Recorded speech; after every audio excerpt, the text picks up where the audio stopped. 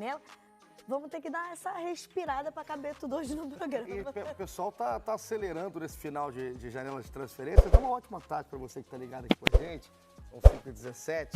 É um fim de janela animado, movimentado.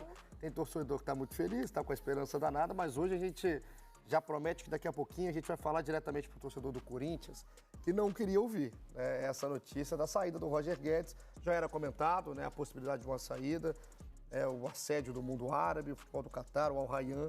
E hoje, né, a apuração do Bruno Cassucci e do Marcelo Braga é que o Roger Guedes aceitou a proposta então do Al Rayyan e não é mais jogador do Corinthians.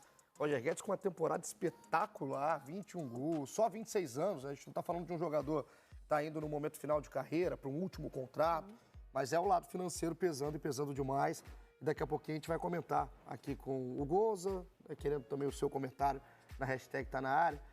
O que o corintiano está sentindo, o rival está gostando, mas eu confesso que eu acho sempre ruim quando sai um cara desse tamanho aqui do futebol brasileiro, enfraquece, né? É ruim a gente não ver o Roger Guedes jogando aqui.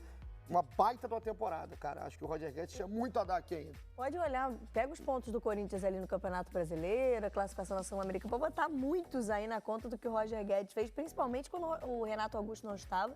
Parecia que era o respiro do quase time. Quase uma ilha, né? Quase uma ilha técnica aí desse time, jogando pelo lado esquerdo, o lado que ele gosta mais de jogar, se aproximando ali da área, sendo o artilheiro que é o Roger Guedes. Então, daqui a pouco, falaremos da saída do Roger Guedes para o Al Rayyan, mais um jogador que deixa o futebol brasileiro rumo ao futebol árabe, ao time do Catar. E é aquilo, né? Não dá para julgar ninguém que faz a escolha para uma saída, mas daqui a pouco a gente vai falar, né? Na escolha esportiva, na escolha de vida. E o Gonza tá aqui para comentar e você direto de casa. Mas além disso, Camila, tem jogo, né? Hoje tem Conmebol Libertadores. Tem bola rolando para alguns brasileiros e daqui a pouquinho lá na Argentina tem bola rolando para o Fluminense. Ontem a gente trouxe algumas das primeiras, né, informações do Tricolor na preparação lá em Buenos Aires para essa partida. Hoje teve Cano confessando lá, primeiro estádio onde ele jogou profissionalmente futebol, enfim. Boas recordações para o Cano, espero que para o Fluminense também seja mais tarde, nessa Libertadores, nesse primeiro jogo hoje contra o Argentino Júnior. Já estamos com participação ao vivo, direto de Buenos Aires. Menino Rafael Sibila. Porque se é Buenos Aires, se é Argentina, se vamos falar de futebol sul-americano, ele está lá, ao vivaço com a gente, para falar um pouquinho dessa partida. Primeiro jogo entre Argentino Júnior e Fluminense. Retrospecto do Tricolor não é muito legal, né, Sibila? Mas hoje a expectativa do Diniz é voltar com uma vitória fora de casa, logo na competição mais importante para os tricolores, né? Boa tarde, amigo. Bem-vindo aqui ao Tá Na Área. Oi, Camilinha, tudo bem? Boa tarde para você, para o Igor, para o Gonza. É isso, né? A ideia, não te digo que seja conseguir ter essa certeza que vai conseguir essa vitória, mas é pelo menos acabar com essa sequência de derrotas fora de casa, conseguir pelo menos um empate para decidir lá no Maracanã. O retrospecto do Fluminense fora de casa nesses últimos 2 meses e meio não vem bem, desde o dia 10 de maio não vence como visitante, são 8 jogos com 7 derrotas, vai encarar um time aqui em La Paternal, estádio Diego Armando Maradona, que é muito forte em casa, e eu estou justamente aqui na entrada da torcida do Fluminense. Tem alguns torcedores que estão chegando, a gente pediu aqui para o Lucas e Caio esperarem um pouquinho para participarem ao vivo com nós aqui no Tá Na Área. Só para fazer uma pergunta rápida para vocês, expectativa de hoje, acaba essa sequência de resultados ruins fora de casa, ou pelo menos o empate é bom resultado? A expectativa nossa é levar um resultado bom para o Rio, né? Pelo menos um empate ou ganhar para a gente estar encaminhando a classificação aí. E o Fluminense perdeu um pouco do time titular, né? E atrapalhou um pouco essa sequência fora de casa aí que não é boa, mas hoje, menos o Alexander, é o time inteiro ideal da temporada e a gente deve atuar bem, é isso. O De Michelis, técnico do River, na primeira fase disse que o Fluminense era o melhor time da América do Sul. Depois oscilou. Não sei se deu uma zicada ali o De Michelis. Na tua opinião, por que deu essa oscilada o Fluminense? O Fluminense teve muita lesão, né? Jogou contra o Flamengo na Copa do Brasil sem o lado esquerdo inteiro. Hoje a gente está só sem o Alexander. Então a expectativa é sair daqui com a vitória e sacramentar a classificação no Rio. Beleza, gente. Bom jogo aí pra vocês.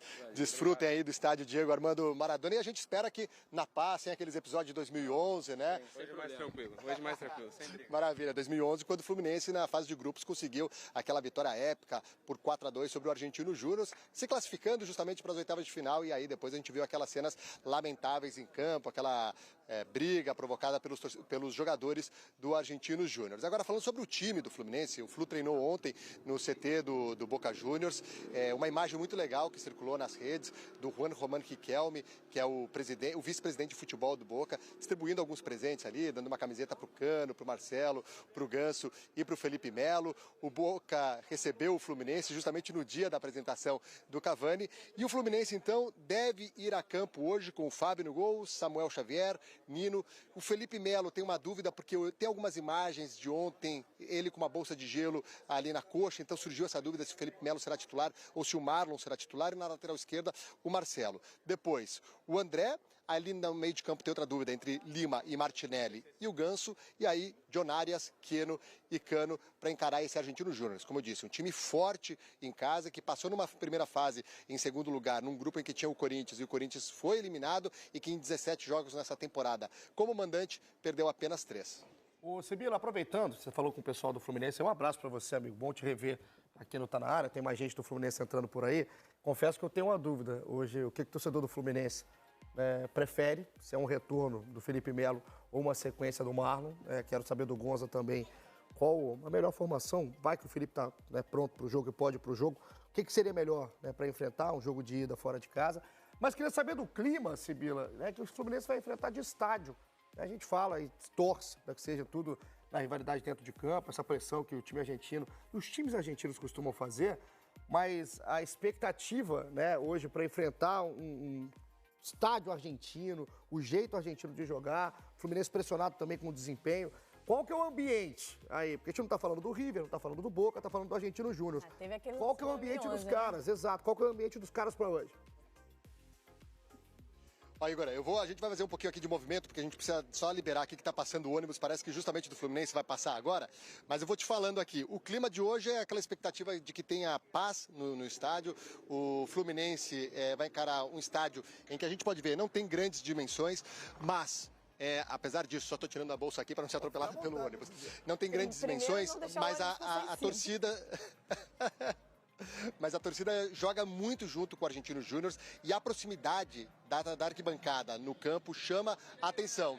Ó, a gente vai ver justamente agora o ônibus aqui passando. É o ônibus do Fluminense, é isso mesmo. A gente vai ver daqui a pouquinho, vou mostrar aí para vocês o ônibus do Fluminense.